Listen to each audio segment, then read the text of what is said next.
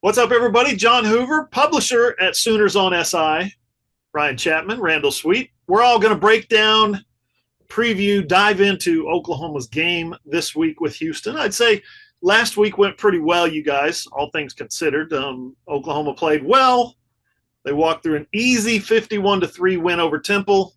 Sooners are 29-point favorites with Houston coming to town this week. The Cougs, they were just playing bad last week. 27-7 loss to UNLV in Houston. This does not look like a Big 12 team, you guys. It's the first year under Willie Fritz, who had some success in the past, obviously, including at Tulane.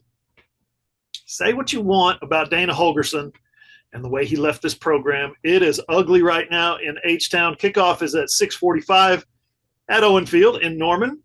The Sooners are wearing the Bud Wilkinson era throwback uniform, so that's going to be fun.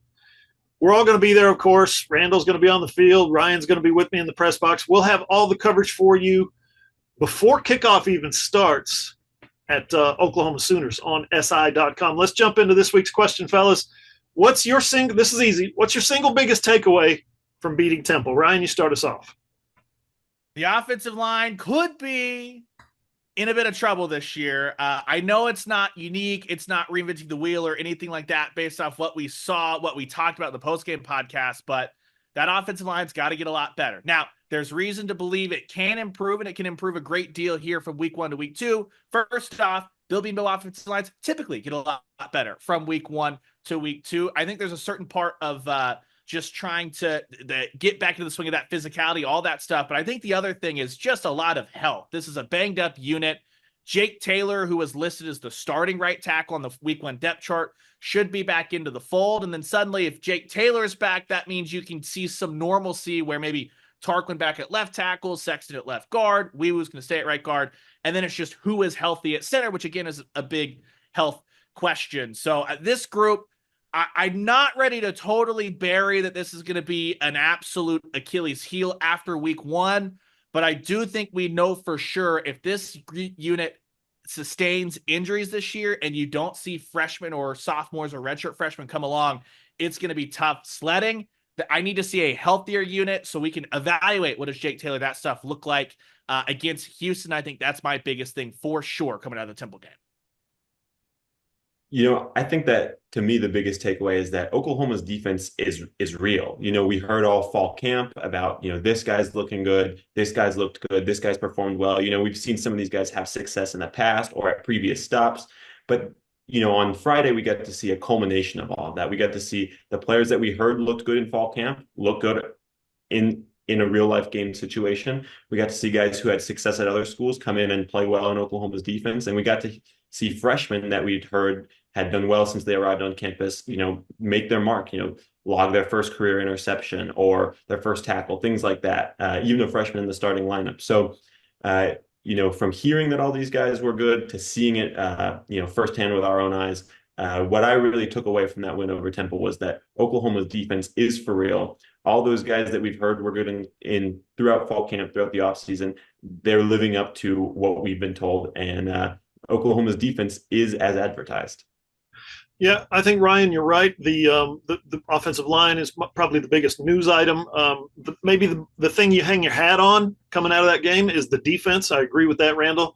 The wide receivers are a little bit alarming just because of the number of high-level frontline kind of injuries that they've had already. If we're one game into the season. But I think my biggest takeaway from that game was the almost effortless way in which Oklahoma covered a 43-point spread last week. But they had to overcome injuries at receiver across the offensive line. They also had to overcome a very vanilla and intentionally vanilla game plan. So they weren't like trying to run the score up. They weren't like hitting deep balls, and they weren't like feeding the hot running back. There was no real deep throws. The offensive line was shuffling around. Those guys on the O-line, by the way, 0 games together but going into last week. And probably, if you think about it, the starting 5 and the guys who were the backups or had to shuffle after the first injury, they probably didn't practice together very much either. Just saying.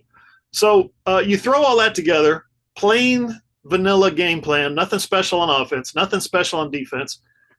Again, the running backs were just kind of here now. You try it. DeMarco Murray was suspended, right? So you got a bunch of guys just kind of going in the game and getting carries. Nothing exotic really from Jackson Arnold. I thought Zach Alley dialed up a couple of nice blitzes here and there, a couple of nice packages up front to confuse Temple. But for the most part, he kept it very buttoned down. And he let the players do the work, which they did with 6 takeaways. So you put all that together, it's 17-0 in the first quarter, 17-0 in the second quarter, 14-0 in the fourth quarter. That was impressive to me when you're seeing your freshmen out there and your backups and all this stuff, guys who maybe you didn't expect them to play a bunch. It was, for me, week one of all this hype about the SEC, right? It was a surprisingly easy conference opener, even though the receivers had 4 drops and the offensive line didn't get a whole lot of push or clearance in the trenches. There were times, guys, I thought you could see the O-line on a running play catching defenders instead of knocking them back. It was kind of like an RPO. So there's some things that Oklahoma needs to get cleaned up starting this week with Houston. Houston better watch out, because if Oklahoma gets those things cleaned up, it could get really ugly really fast. Okay. Second question. Some injuries, I guess, are expected to heal, right? Expected to be back. Jake Taylor, for instance, on the right side. Nick Anderson might be back at receiver. But we know this is football, so we know others' injuries are going to happen. So right now, one game in, what are you most concerned about as covering this team? Is it wide receivers or is it the offensive line? Ryan, you give us a start. Yeah, I'll go back to kind of where I was at the top. I still think it's the offensive line, but I kind of think it's the offensive line for 2 reasons than maybe what you'd initially think. First off, and we'll talk about this, I'm sure, between Taylor Tatum, Gavin Sawchuk, between Bauer, Sharp, Jake Roberts, I think that even though it's not specifically a wide receiver, Oklahoma has playmakers that can impact the passing game if the wide receivers are kind of a little bit hampered. But for me, it's the offensive line. I was just so concerned by, we saw what the banged up unit looked like. And yeah, Jackson Arnold took 3 sacks. That's never what you want against Temple. But I thought Jackson Arnold showed the ability to move the pocket and deliver the ball accurately off platform. I thought he showed on 2 different passes being able to throw the ball down the field while getting planted by a Temple defender, still delivering accurate balls. Here is my concern. If Oklahoma has this banged up offensive line and they're not moving bodies at the point of attack in the running game, we know Deion Burks wants to go deep. We know that Brennan Thompson can go deep, all that stuff. I just don't think teams are going to really have a ton of respect for Oklahoma and be able to play some of those multiple shell, multiple umbrella looks and try and cover off the deep ball if that offensive line can't find a way to have success on the ground. So I'm really worried about what this group looks like if they're not healthy and then can't start moving bodies and generate something in the rushing game, something they need to do against a Houston defensive line that gave up almost 200 yards, 4.1 yards per carry against Houston, or against UNLV, a week ago in their opener.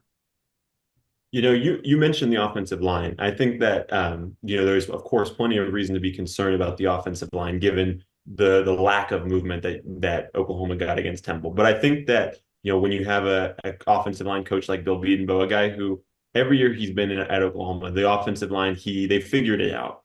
I think that the receiving core, when you step into a conference like the SEC, where you're playing a much higher level of defensive back than you were last year, you have a first-year quarterback like Jackson Arnold, a guy who we've seen, I don't want to say he's turnover prone again, we've seen 2 starts, but a guy who in one of those 2 starts did turn the ball over multiple times. If you have receivers who are able to get open, it makes things a lot easier on your quarterback. It doesn't put him in as much pressure to have to make some of those decisions, fit the ball into tight windows. Now, of course, if your offensive line is healthy in front of him, it makes it a lot easier as well. But I do think that just the pure number of injuries at that wide receiver position and the severity of those injuries makes that a big concern. Of course, again, having some of those guys who can take the top off the defense is nice, but you do want some experienced guys who have been more consistent throughout their college careers, who Jackson Arnold knows he can rely on. If those guys are going to be hurt, it's going to be a lot harder for him to find consistency, get some of that confidence, especially when Oklahoma gets into the SEC and they're playing against really good defensive backs. So you can't just scheme your guys open anymore. You have to have some guys who have the ability to get open on their own. Knowing that the most important thing that for this football team, this offense right now, this season, is going to be keeping Jackson Arnold healthy, I'm going to go with Randall on this one. You got to get that. You got to get the blocking settled up front. But here's the thing: I don't think Oklahoma's offensive line has a bunch of first-round draft picks, shall we say? And I think you're going to be able to bring some freshmen in. I think you're going to be able to bring some guys who redshirted maybe last year in to play at the kind of same level that what you're getting out of the 5 FBS transfers that you brought in over the offseason. I don't think it's going to be a big, give or take with who gets to actually play. The receivers, on the other hand, you've already lost Jaden Gibson for the season. That's 25 yards a catch last year. That was a big one. Now you've lost Jalil Farouk with a broken foot, which BV says is a 6 to 8 week recovery. Again, I think very optimistic. He's your most experienced wide receiver. You got Deion Burks is a superstar, right? He needs to stay healthy, obviously, and he'll get his numbers, but the passing game can't be a one-man show. You're going to have Nick Anderson back at some point. He's special, so he's got to get back against a team like Tennessee and the rest of the SEC as well. He's going to need to start getting reps soon, maybe this week against Houston. You got Brennan Thompson, needs to be better than he was, more consistent than he was last week against Temple. You've got a guy like maybe J.J. Hester, who just needs to catch the football.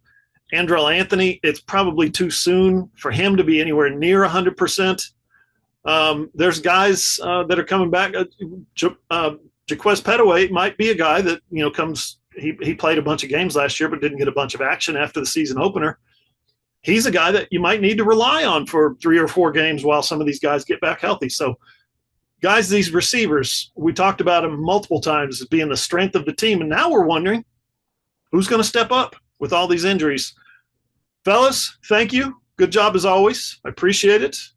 If you guys have been a regular visitor to Oklahoma Sooners on SI.com, you know our wall-to-wall coverage of OU football is as good as it gets, and we get even better on game days. We got the pregame coverage. We got the latest breaking news, up-to-date injuries, who's in, who's out, and, of course, the world-famous in-game live blog. We've got the post-game interviews with players and coaches, all that stuff, including those coordinators. Don't forget, we finally got to talk to them last week. We'll see them again after this game. Got some good questions for them lined up after the game. You'll, of course, get our post-game reaction, the Sooners on SI podcast, which is, of course, certified fresh from the press box, and so much more. It's all comes to you free. Just keep it right here at Oklahoma Sooners on SI.com. For Ryan Chapman, for Randall Sweet, I'm John Hoover. See you guys.